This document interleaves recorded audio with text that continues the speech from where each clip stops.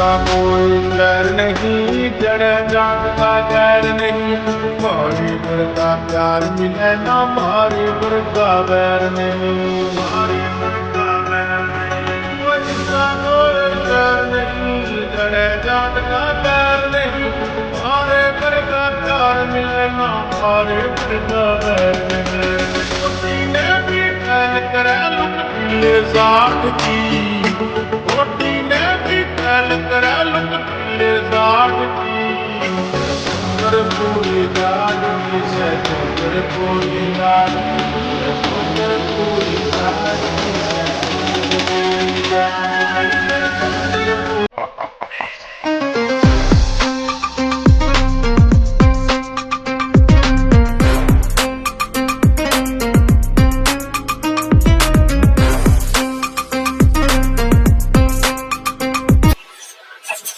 Switch off होने के बाद ट्रेन ऊपर से नीचे आती है। गुड मॉर्निंग बेटा, गुड मॉर्निंग मॉम। शुगा दिखाई देना नहीं रहा। अरे शुगा, उसको जरूरी मीटिंग थी इसीलिए वो सुबह सुबह ऑफिस चला गया। अच्छा ठीक है मॉम। आपने ब्रेकफास्ट किया? नहीं बेटा, मैं तुम्हारा इंतजार कर रही थी। अच्छा ठीक है। और शुगा वो ब्रेकफास्ट करके गया है, उसके लिए मैंने बना दिया था सुबह सुबह। अच्छा ठीक है मॉम। और अच्छा मॉम, हमें घूमने जाना है तो आज मैंने छुट्टी ली है स्पेशली टे को घुमाने के लिए, इसलिए मैं और टे घूमने जा रहे हैं। आप चिंता मत करना और हम शाम को वापस आ जाएंगे। ठीक है बेटा, जाओ जाओ और अच्छे से घूम कर आना। वैसे भी ये मेरा निठल्ला बेटा कभी कभी तो अपने जॉब से छुट्टी लेता है तो फिर कम ऑन, मैं बॉस हुआ का माफिया भी हूँ, ठीक है? मुझे ऐसे मत बोलो। माफिया किंग की बात सुनने के बाद वो दोनों सैड हो जाती हैं, क्योंकि उन दोनों को पता है कि इस प्रोफेशन में कभी भी कुछ भी हो सकता है।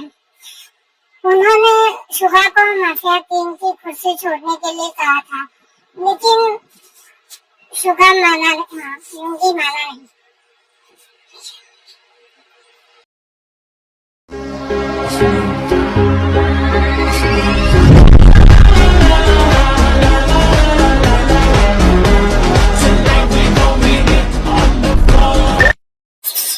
Hello dad. हाँ बेटा बोलो। मैंने उसका काम तमाम कर दिया है। अरे क्या सच में? हाँ डैड, मैं घर पे आ रहा हूँ। ठीक है बेटा, तुम जल्दी से घर पे आ जाओ। ओके सर, वो इंसान ऐसे करके चला जाता है।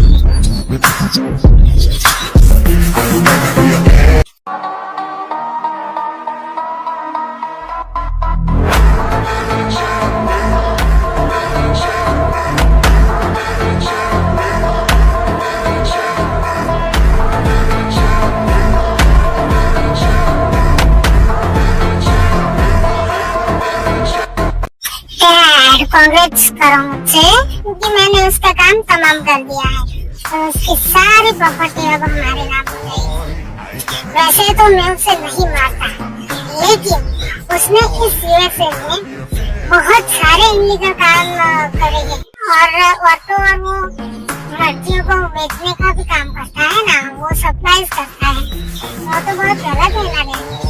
हाँ बेटा, मुझे पता है, इसीलिए तो मैंने तुम्हें वहाँ पर भेजा था कि वो आदमी कुछ कर ना पाए, और तुमने देखो उसका काम तमाम कर दिया। अच्छा ठीक है डैड, वैसे मैं आपको एक बात कहना चाहता हूँ, वो कोरिया में शुगा वाले केस का क्या हुआ? अरे हाँ बेटा, मैं भी वही पूछना चाहता था तुम्हें कि अब उस केस का क्या करें हम? करना क्या है डैड, खत्म कर देते हैं उसे भी, क्योंकि हमें भी कोरिया वापस जाना है और वहाँ पर सेटल होना है, तो हमें वहाँ की कंपनी भी संभालनी होगी ना, इसीलिए। बेटा तुम कह रहे हो वो ठीक है, लेकिन मुझे ठीक नहीं लग रहा है सुबह को मारना। क्यों डैड, आपको ठीक क्यों नहीं लग रहा है? वो इसीलिए क्योंकि शुगा कोई इलीगल काम नहीं करता, वो सबकी मदद करता है, तुम्हारी तरह है वो, बिल्कुल ही तुम्हारी तरह है। पता नहीं बेटा मुझे उसे देखकर ऐसा क्यों लग रहा है, वो मुझे अपना सा लगता है कि ऐसे लगता है कि वो कोई अपना सा है। डैड, आप बूढ़े हो गए हैं इसलिए आपको ऐसा लग रहा है, वो ऐसे कुछ नहीं है। अच्छा तो मैं बूढ़ा हो गया हूँ? नहीं डैड, मैं मजाक कर रहा था। चलो अब कोरिया जाने की तैयारी करनी है, वैसे उस सुबह का काम तो तमाम करना है। अच्छा ठीक है, वैसे मैं तो मना कर रहा हूँ कि उसे कुछ मत करना, पर वैसे तुम्हें उसकी कंपनी और उसकी प्रॉपर्टी चाहिए तो वैसे देख मैंने सुना था कि उसके फैमिली में उसका भाई, उसकी मॉम और उसकी वाइफ है। हाँ तो वो तो सही है, उसकी वाइफ है और मॉम और एक भाई भी है, तो फिर उसे मारना सही नहीं होगा। अगर वो गलत काम भी नहीं करता, अगर गलत काम कर रहा तो हम उसे मार डालते, लेकिन मुझे ठीक है डैड, मैं उसके बारे में बाद में सोचूंगा। पहले मुझे कोरिया जाना है, वहाँ पे कंपनी भी हमारी संभालनी है, जोंग कंपनी वहाँ पर भी है, इसलिए उसको उस पर थोड़ी प्रॉब्लम हो रही है, इसलिए मैं वहाँ पर जा रहा हूँ। और सुबह को तो बाद में देख लेंगे। अच्छा ठीक है बेटा, ठीक है। अच्छा so guys, this is John Namjoon. John Namjoon पहले माफिया किंग था, यूएसए का सबसे बड़ा माफिया था। वो उससे सब डरते थे, और अगर कोई इलीगल काम करता तो उसको वो छोड़ता नहीं। वो बहुत ही अच्छा वाला माफिया था, और उसका एक सीक्रेट भी है, और वो आपको आगे स्टोरी में पता चल जाएगा। और ये है उनके बेटे जॉन जंगकुक। जॉन जंगकुक ये जॉन नामजून के इकलौते बेटे हैं। वो सिर्फ वो दोनों अकेले ही रहते हैं। वो अब जॉन नामजून की कंपनी संभालते हैं और उनकी कुर्सी भी संभालते हैं। अभी वो माफिया किंग है, उस यूएसए के सबसे बड़े माफिया किंग है।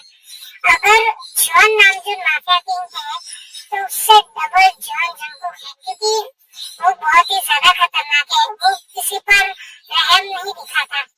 अगर जॉन नामजून ने एक बार किसी को मौका दिया भी, पर जॉन जंगकुक ऐसा कुछ भी नहीं करता, क्योंकि वो सोचता है कि एक बार गलती करने वाला दूसरी बार गलती करेगा ही करेगा, इसीलिए वो किसी को मौका देता नहीं है, सीधा ठोक डालता है।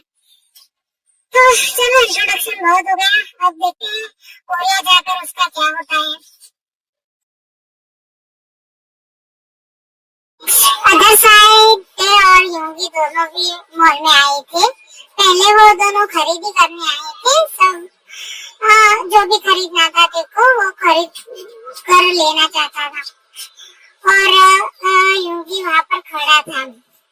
इतने में ही जिमिन और उसकी दोस्त लिसा आती है। जिमिन योगी को देख लेती है। जिमिन को लगता है कि वो छुरा है, इसलिए वो उसके पास जाने को करती है, लेकिन वो नहीं, रुक जाती है, क्योंकि वहाँ पर तुरंत ही ते आ जाती है और उसे पकड़कर ले जाती है। जिमिन शॉक में थी कि ये लड़की है कौन। फिर वो दोनों पीछा करते हैं। अरे लिसा, क्या तुम इस लड़की को जानते हो? नहीं जिमिन, ये कौन है और ये सर के साथ क्या कर रही है?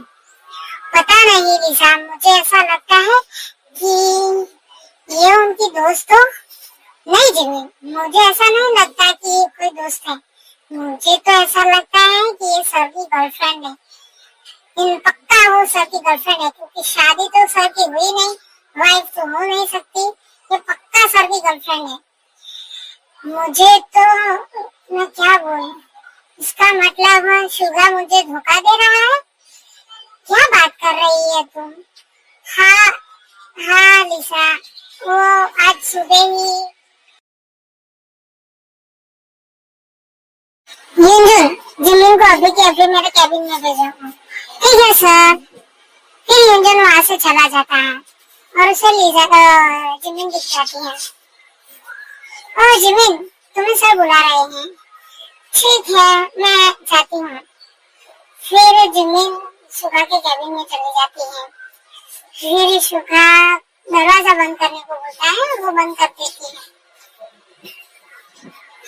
जिमिन, मैं तुमको एक बात कहना चाहता हूँ। हाँ बोलो सर। वो बात दरअसल ये है कि मैं 2 सालों से ट्राई कर रहा हूँ, लेकिन अभी मैं क्या करूँ मुझे पता नहीं चल रहा था। लेकिन आज बहुत हिम्मत जुटाकर मैं तुम्हारे सामने खड़ा हूँ और मैं ये तुम्हें बोलने जा रहा हूँ कि मैं तुमसे बहुत ही प्यार करता हूँ। क्या सर, आप मुझसे प्यार करते हैं? सर, आपने पहले बोल दिया होता। मैं भी आपको पसंद करती हूँ, मैं भी आपसे प्यार करती हूँ। I love you sir, I love you Jimin. तो क्या अब हम ऑफिशियल रिलेशनशिप में हो? हाँ जिमिन, लेकिन अभी इस ऑफिस में किसी को बताना मत, तो हम बाद में बता देंगे। ठीक है सर, हम जैसा आप चाहें। ओके। क्या शुभा सर ने तुम्हें प्रपोज किया है? हाँ लिजा, और मुझे नहीं पता था कि उनकी एक गर्लफ्रेंड भी है। मुझे तो कुछ गड़बड़ लग रही है। तुम मेरे साथ चलो जिमिन। मुझे नहीं आना लिजा, मैं यहाँ से जा रही हूँ। मुझे एक्सपेक्टेशन नहीं थी सुबह सर से। नहीं जिमिन, तुम गलत सोच रही होगी। ऐसा भी तो हो सकता है कि वो एक दोस्त हो। ठीक है, मैं तुम्हारे साथ चल रही हूँ। फिर वो दोनों यूंगी और टे का पीछा करते करते उनके पीछे चले जाते हैं। यूंगी और टे एक कैफेटेरिया में बैठे थे। यूंगी ऑर्डर दे रहा था और टे टेबल पर बैठी हुई थी और जिमिन और लिसा थोड़ी दूर बैठकर उनकी बातें सुन रही थी। फिर लिसा और जिमिन दोनों को लगा कि ठीक है, तो वो बातें सुन रहे थे।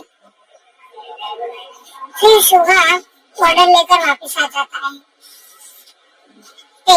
ये लो, ये सब तुम्हारी मनपसंद चीज है। ओह थैंक यू शुभा। अरे इसमें थैंक यू की क्या बात है बहन, तुम मेरी बीवी हो आखिर, तो तुम्हारी केयर करना मेरा फर्ज बनता है। बीवी शब्द सुनकर जिमिन का दिल टूट जाता है और वो तुरंत ही वहां से खड़ी हो जाती है। उनसे बहुत ही गुस्सा आता है और वो इनकी के सामने आकर खड़ी हो जाती है और उसको एक जोर से थप्पड़ मारती है और चिल्लाते हुए कहती है कि तुमने आज सुबह ही मुझे प्रपोज किया था शुभा, और अभी तो 6 घंटे भी नहीं हुए और तुमने रंग बदल दिए। तुम्हारी वाइफ है, एटलीस्ट उसकी तो कदर कर देते। तुमने क्यों मेरे अरमानों का गला घोट दिया है शुभा? तुमने पहले ही कह दिया होता कि तुम एक शादीशुदा हो, मुझे धोखा क्यों दिया? मुझे तुमसे ये उम्मीद नहीं थी। फिर जिमिन वहां से चली जाती है और लिसा भी वो कहकर चली जाती है कि मुझसे आपसे उम्मीद नहीं थी सर, आपने जिमिन के साथ बहुत ही बड़ा गलत किया। और वो टे के सामने देखती है एक बार और वो वहां से चली जाती है। यूंगी बहुत ही गुस्से में था, बहुत ही गुस्से में था। उसको पता नहीं चल रहा था कि वो क्या करे, लेकिन वो बहुत ही गुस्से में था। उसका हाथ पकड़े हुए थी क्योंकि टे को पता चल गया था कि वो लड़की शुभा की बात कर रही थी और उसको कुछ गलत फहमी हुई है। वो यूंगी को शुभा समझकर उसको तमाचा मारकर चली गई। इसीलिए टे समझ गई थी कि ये शायद शुभा की गर्लफ्रेंड हो सकती है और ये गलतफहमी हो गई है मुझसे। फिर वो यूंगी को बोलती है, यूंगी शांत हो जा, शायद ये शुभा की गर्लफ्रेंड थी उसके ऑफिस से। हाँ, क्या तुम उसे जानती हो? हाँ यूंगी, मैं उसे जानती हूँ। ये शुभा की पर्सनल असिस्टेंट है और सुबह से प्यार करता है, मुझे कई बार बोल चुका है वो। तो फिर तुमने मुझे बताया क्यों नहीं? वो उस लड़की ने मुझे तमाचा मारकर चली गई और मैं कुछ नहीं कर सकता। तुम शांत हो जाओगी। वो उसको गलतफहमी हो गई थी, वो तुम्हें शुभा समझ रही थी, इसीलिए उसने ऐसा किया। क्या? वो मुझे शुभा समझ रही थी? हाँ योगी, तुम दोनों की शक्लें जैसी हैं, इसीलिए वो तुम्हें शुभा समझ रही थी और तुम उसको थप्पड़ मारकर चली गई यहाँ से। तो फिर ठीक है, इस बारे में शुभा से बात